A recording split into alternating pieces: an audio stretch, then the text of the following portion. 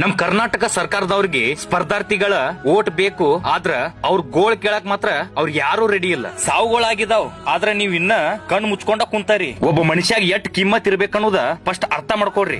ಅಷ್ಟು ಪೋಸ್ಟ್ ಅದಾವ್, ಇಷ್ಟು ಪೋಸ್ಟ್ ಅದಾವ್, ಅವಾಗ ಕಾಲ್ ಮಾಡ್ತೀವಿ, ಇವಾಗ ಕಾಲ್ ಮಾಡ್ತೀವಿ, ಏನ್ ಎಲ್ಲಾರು ಸತ್ ನಂತರ ಕಾಲ್ ಮಾಡ್ತೀರಿ? ಆ ಭಾಗ್ಯ ಈ ಭಾಗ್ಯ ಇರೋ ಭಾಗ್ಯಗಳನ್ನೆಲ್ಲ ಕಿತ್ತು ಹೋಗದ ಮನೆಯಾಗೊಂದು ನೌಕರಿ ಅನ್ನೋ ಒಂದು ಭಾಗ್ಯ ತಗೊಂಡ್ ಬರ್ರಿ. ಬಡತನನು ನಿರ್ಮೂಲನೆ ಆಕೈತಿ, ನಿರುದ್ಯೋಗನು ನಿರ್ಮೂಲನೆ ಆಕೈತಿ. ಇವತ್ತು ನಡೆದಂತಹ ಶಾಂತಿಯುತ ಪ್ರತಿಭಟನೆಯಲ್ಲಿ 16,000 ವಿದ್ಯಾರ್ಥಿಗಳು ಸೇರ್ಕೊಂಡಿದ್ರು. ಇದು ಕೇವಲ ಧಾರವಾಡದಲ್ಲಿ ಇರುವಂತ ವಿದ್ಯಾರ್ಥಿಗಳ ಪರಿಸ್ಥಿತಿ ಮಾತ್ರ. ಇನ್ನು ಕರ್ನಾಟಕದಾಗ ಈ ತರ ಎಷ್ಟು ಜನ ಅದಾರ್ರಿ, ಅದ್ ನಿಮ್ಗೆ ಅರ್ಥ ಆಗೈತಿ? ನೋಡ್ರಿ, ಇವತ್ತ ಸಾವಿರಾರು ಅಭ್ಯರ್ಥಿಗಳು ಶಾಂತಿಯುತವಾದಂತಹ ಪ್ರತಿಭಟನೆ ಮಾಡಿದಾರು. ಅದನ್ನೊಂದು ತಲೆಯಾಗ ತಗೊಂಡ ಆದಷ್ಟು ಬೇಗ ವಯೋಮಿತಿ ಹೆಚ್ಚಿಸಿ ಜಾಬ್ ನೋಟಿಫಿಕೇಶನ್ ಮಾಡ್ರಿ. ಇದನ್ನ ಎಚ್ಚರಿಕೆ ಗಂಟೆ ಅನ್ಕೋರಿ. ಏನ್ ಹೇಳ್ರಿ? ಎಚ್ಚರಿಕೆ ಗಂಟೆ ಅನ್ಕೋರಿ. ಇನ್ನು ಸೋ ಕಾಲ್ಡ್ ಬಿಗ್ಗೆಸ್ಟ್ ಮೀಡಿಯಾ ಅನ್ಕೊಂಡವ್ರ ನಿಮಗ ಬ್ಯಾಡದೆ ಇರುವಂತಹ ನ್ಯೂಸ್ ಗಳನ್ನ ವಾರ ತಿಂಗಳಗಟ್ಲೆ ರುಬ್ಬಾಕ್ ಆಕೈತಿ. ಇನ್ನು ಇಂಥ ವಿಷಯಗಳು ತೋರ್ಸಕ್ ಆಗಂಗಿಲ್ಲ. ಸಂವಿಧಾನದ 4ನೇ ಅಂಗ ನೀವ ಅನ್ನೋದ ಮರ್ತಾರ ನೀವು.